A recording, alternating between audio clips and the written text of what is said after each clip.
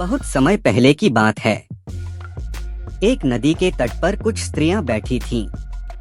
वह सब धनवान होने के साथ साथ अत्यंत सुंदर भी थी।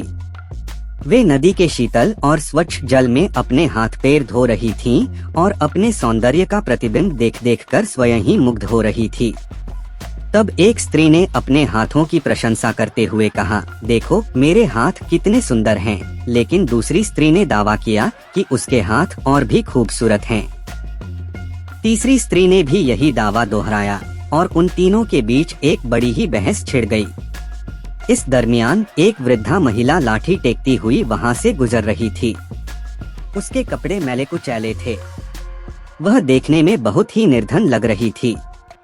उन धनवान स्त्रियों ने उसे देखकर कहा, छोड़ो ये तकरार, चलो उस बढ़िया से पूछते हैं कि हम में से किसके हाथ सबसे अधिक सुंदर है। फिर उनमें से एक ने जोर से आवाज लगाई, अरे ओ बुढ़िया, 2 मिनट यहाँ आ।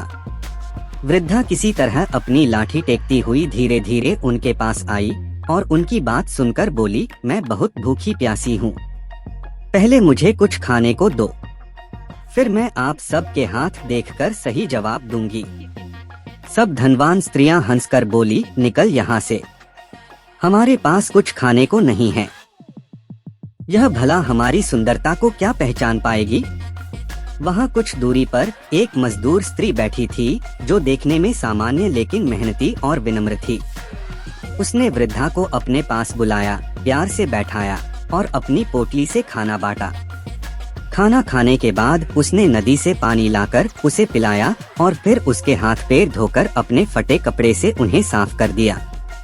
इस स्त्री का सेवा भाव और उदार दिल देखकर वृद्धा को बड़ी राहत मिली। जब वृद्धा जाने के लिए तैयार हुई तो उन सुंदर स्त्रियों के पास गई और बोली, सुंदर हाथ वो होते हैं जो अच्छे कार्य करते हैं और जरूरतमंदों की सेवा करते हैं। सुंदरता आभूषणों से नहीं बल्कि दिल से किए गए अच्छे कार्यों में होती है।